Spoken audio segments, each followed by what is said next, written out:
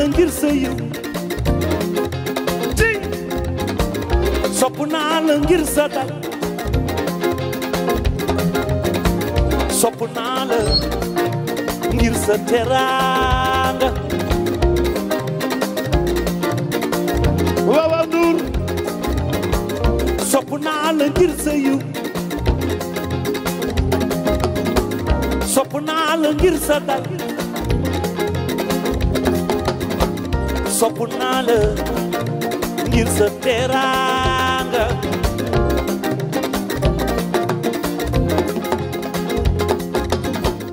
Les normes du jeu.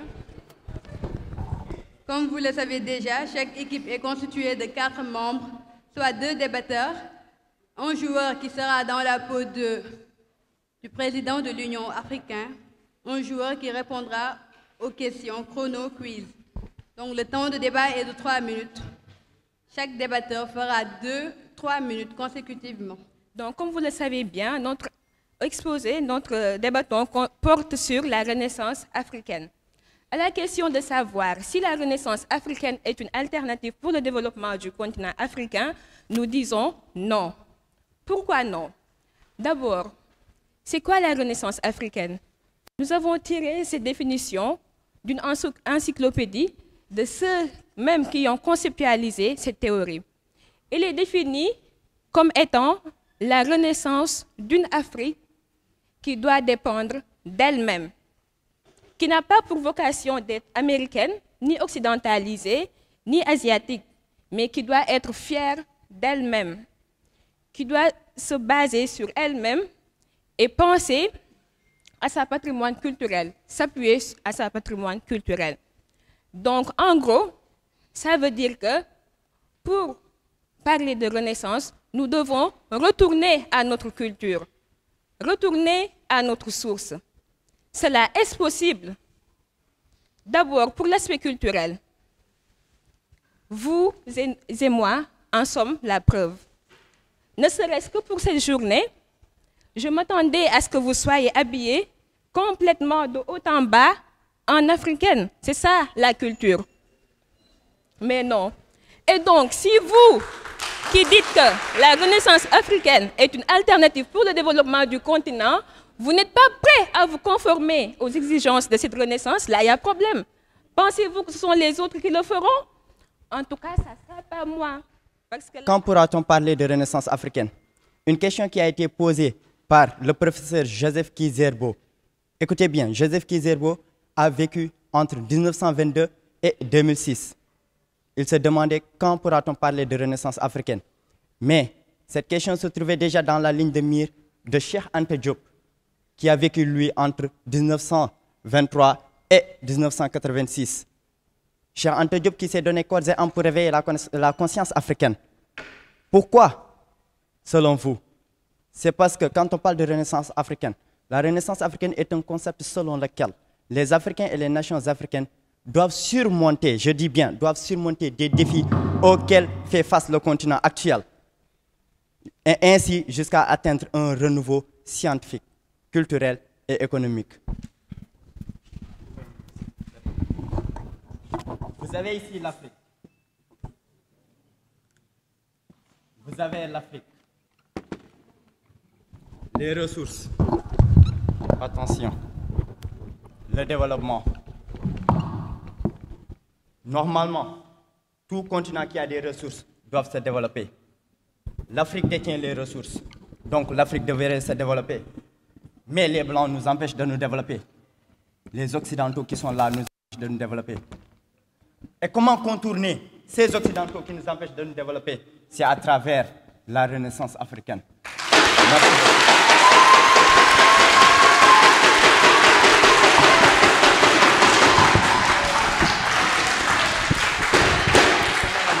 Qu'est-ce que la Renaissance africaine? Elle nous a montré que l'Afrique devait aller de elle-même. L'Afrique devait se souvenir de ses propres besoins. Mon camarade, en passant, il nous a fait un schéma en disant que nous avons l'Afrique, les ressources et le développement. Et que l'Afrique ne pouvait pas atteindre le développement parce qu'il était bloqué par les Occidentaux. Mais c'est faux. Tout ce qui arrive est par toi-même, frère. Tu as envie de te développer, tu travailles, tu bosses. Lorsque les Européens étaient debout en train de bosser, ils ne pensaient pas à l'Afrique. Ils ne disaient pas que les Africains les retardent. Ils ne disaient pas que les Occidentaux, les Américains ou bien les Asiatiques les retardaient. Je vais prendre un exemple simple. La Malaisie était au même niveau de développement que l'Afrique, que le Sénégal, avant les indépendances. Et pourtant, elle fait partie des BRICS, des pays émergents. Qu'est-ce qui est dû à cela? Ce n'est pas qu'ils ont dit que les Occidentaux les retardaient. Nous avons des ressources, certes. 60% des terres arabes se trouvent en Afrique. Mais pourquoi nous ne développons pas? Parce que nous avons un mauvais système, ça je le reconnais. Mais on a bien dit dans le sujet, une alternative au développement, la renaissance africaine. Cela ne veut pas dire que la renaissance africaine est le seul facteur ou bien le seul système qui peut nous pousser au développement. Nous avons un système État, industrie, société civique.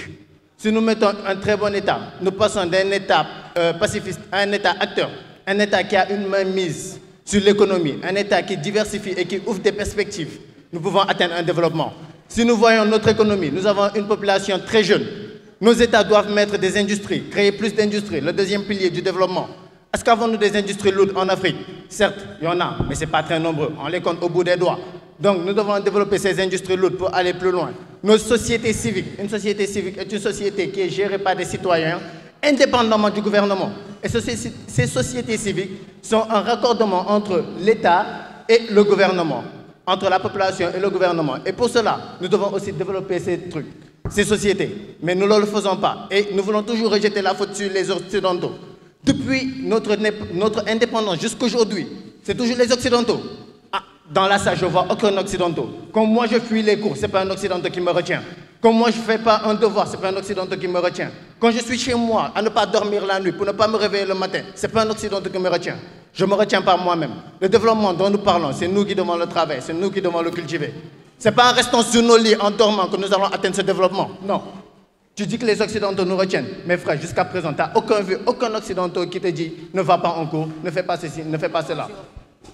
Eh bien, saviez-vous que même les plus acharnés défenseurs de la planification nationale acceptent aujourd'hui que l'accroissement du revenu national n'a pas permis aux pays du tiers-monde d'améliorer leurs conditions de vie.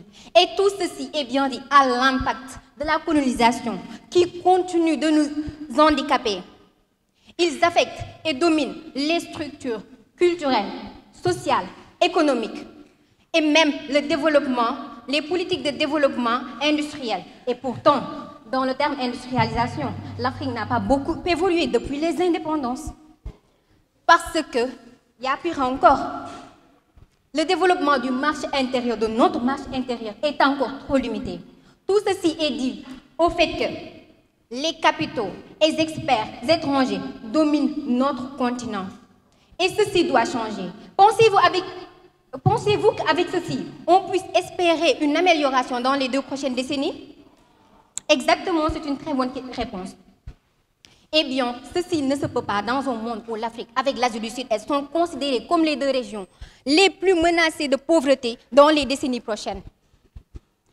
Alors là, la faillite générale de tous ces modèles de développement impose à la raison une réflexion. Nous devons de réfléchir, de nous poser une question. Quelle question? Doit-on reformuler les politiques de développement? Doit-on reformuler les politiques de développement? Ou doit-on avoir le courage intellectuel et politique de repenser la modernité de l'Afrique? On ne parle pas ici. Je vais bien y arriver. Vous allez bien comprendre, écoutez bien. Eh bien, il nous faut un paradigme alternatif à un développement, comme monsieur l'a dit. Il a dit que la Renaissance africaine était une alternative au développement. Dans le thème, on a dit l'alternative au développement. Eh bien, 3 solutions s'offrent à nous. Primo, la situation actuelle pourrait bien se maintenir, mais ceci signifierait une stagnation. Ceci signifierait l'intervention étrangère dans les affaires africaines, dans nos affaires. Nous devons dire non à cela. Secondo, chercher à accroître l'impact des étrangers dans notre politique économique, dans notre culture. La parole aux membres du jury, afin qu'ils nous donnent un peu de leurs impressions sur la première manche. Je crois que le débat a été âpre. On a trouvé aujourd'hui des étudiants qui sont éloquents. Ça va être difficile pour le jury de départager, parce que l'éloquence est une autre forme de communication.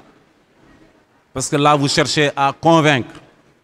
Même si vous n'avez pas toutes les idées déjà mises en place, mais cette éloquence peut convaincre. Je ne dis pas convaincre le jury, mais peut convaincre le public, surtout. Raison pour laquelle nous avons vu les deux équipes, les supporters des deux équipes s'agiter de gauche à droite, parce que ça prouve nettement que vous parlez du bon français, même s'il y a quelques coquilles, on peut laisser passer.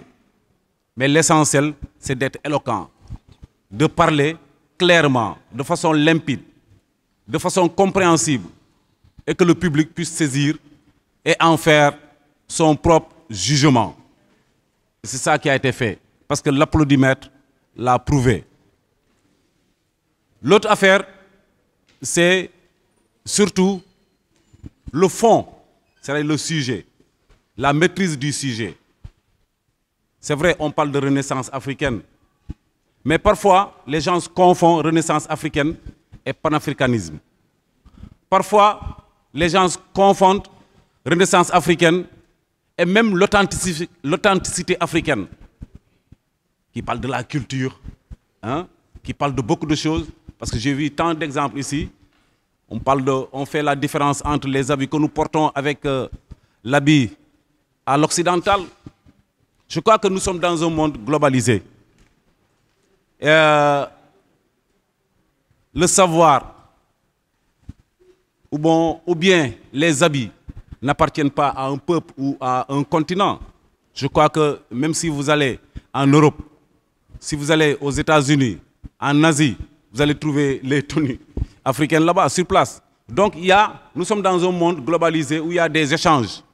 Ça, je crois que c'est autre chose. La renaissance africaine, je crois qu'il faut remonter dans le temps pour comprendre ce qui nous retarde effectivement en Afrique. Les pères de l'indépendance, c'est vrai, certains en ont cité, mais il y en a beaucoup. Il y en a beaucoup. Hein? Vous avez parlé de Cheikh Anta Diop, oui, à travers la science. Vous avez parlé de Kwame Nkrumah. Il y en a d'autres aussi également. Il faut les citer pour que les autres puissent en avoir le cœur net. C'est important, il faut vous documenter sur ça. Je crois que là aussi, vous n'êtes pas parti au fond de vos idées. Mais qu'importe quand même, on comprend le sens de votre discours. Avant tout d'abord, permettez-moi tout simplement de vous féliciter. J'ai été impressionné. À vrai dire, j'ai été impressionné, tout simplement, c'est-à-dire de vos interventions. Récemment, j'ai fait la leçon avec la classe de terminale sur le développement de l'Afrique. Et quand j'entends tout simplement, c'est-à-dire certains étudiants en train de développer ce thème, ça m'a un peu touché, un peu aussi tout simplement, c'est-à-dire plus. Donc je tiens tout simplement, c'est-à-dire à vous encourager et à vous dire encore tout simplement de se concentrer davantage. Ça a été un excellent débat dans tous les deux camps, pour vous dire rien que la vérité. Donc je vais passer la main, je ne serai pas du tout long. Merci beaucoup. Je vais d'abord commencer par féliciter nos chers débatteurs qui nous ont fait vraiment vivre un débat où le riche, pertinent. Un débat où l'éloquence, la pertinence et la maîtrise de la communication dans toutes ses formes ont été présentes. Je vous félicite pour cela. Et je suis d'autant fier de l'africanité que vous prônez pendant ce débat, de l'acceptation que vous faites de notre histoire et de notre culture et de votre désir de vouloir développer l'Afrique. Et aussi, je tenais, simplement, ils ont carrément développé le sujet, le but du sujet d'aujourd'hui. Donc, je vais simplement rebondir sur un aspect très important. Je tiens beaucoup à la communication, qui est simplement le fait de véhiculer une information de façon que cette information soit accessible aux cibles. Donc, vous avez très bien débattu sur l'aspect et sur votre niveau aussi. L'éloquence, je dirais un peu, cependant, il faudrait essayer beaucoup plus de donner beaucoup plus de pertinence à l'éloquence. Parce que c'est l'aspect qui va convaincre et qui va persuader le public. C'est normal, vous ne pouvez pas avoir toutes les idées qu'il faut pour essayer de les défendre par oui ou bien par non, mais quand même en portant le coup sur le domaine de la communication face au public, donc vous allez essayer de convaincre tout le monde et au moins, que ça soit oui ou par non, Je pense que l'axe sur lequel on va être d'accord, c'est parce que vous avez tous l'envie de développer carrément. La Renaissance africaine, d'abord, ne tient pas en compte à nos identités culturelles, religieuses et en dessus tout idéologiques. Elle prend en compte une seule personne qui est l'Africain. Il y a plusieurs Africains. Il y a l'Africain musulman, il y a l'Africain tout couleur, l'Africain sérère. Elle a tendance à pousser, sous-estimer notre identité culturelle pour considérer une seule personne qui est l'Africain. Elle a aussi tendance à sous-estimer les problèmes tels que la corruption, la malgouvernance, un peu comme le médicament qui résout tout. Elle dit que je vais réussir à battre, je vais réussir à trouver une solution à la corruption et à la malgouvernance. Or, ce sont des problèmes qui sont ancrés dans l'Afrique, qui ne se résolvent pas en un seul claquement. De nos jours, des indépendances à nos jours, des modèles de développement ont été adoptés par nos nations d'Afrique. Mais ont-ils pu développer l'Afrique? Je ne crois pas. Le constat est réel.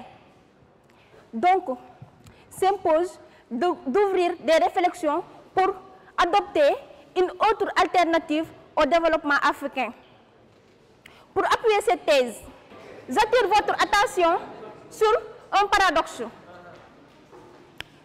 L'Afrique regorge 30% des ressources naturelles en pétrole, gaz et autres. Pourtant, l'Afrique a des zones qui ne sont, pour la plupart de ces zones, ne sont pas électrifiées. Au moment où ces populations de l'Occident sont non seulement électrifiées, mais aussi surélectrifiées, je dirais, parce que grâce à nos ressources naturelles, ils font fonctionner leurs machines. Donc, quel est le problème? Mais aussi, quelle ironie de voir que ces nations occidentaux nous aident en période de famine, alors qu'elles sont des nations vieillissantes et que nous sommes une nation jeune. J'attire votre attention sur un phénomène, le phénomène George Floyd. Le phénomène George Floyd de 2020 a été triste, déplorable, mais aussi alertant pour les Africains.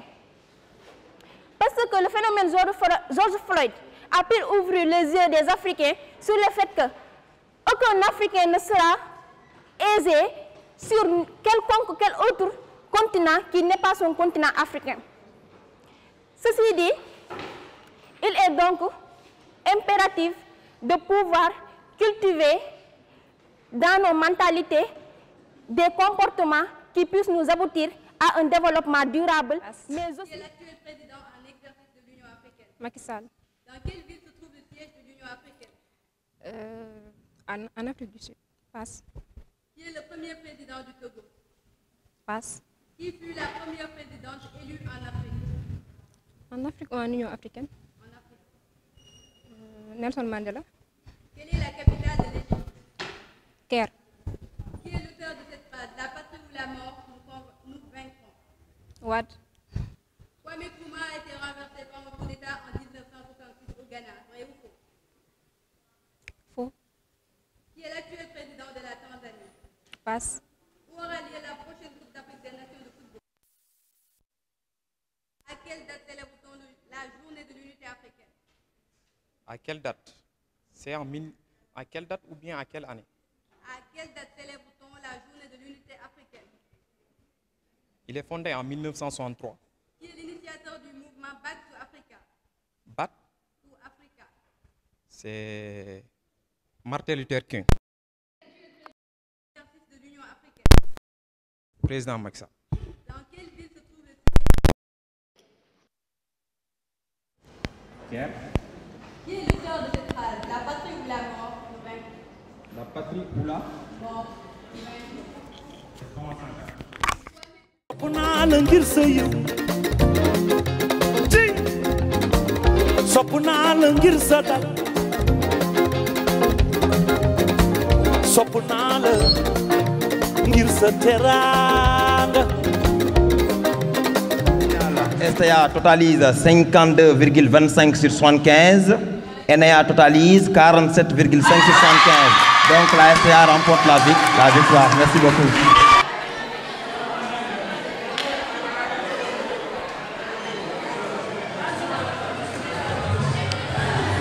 Et voilà ce magnifique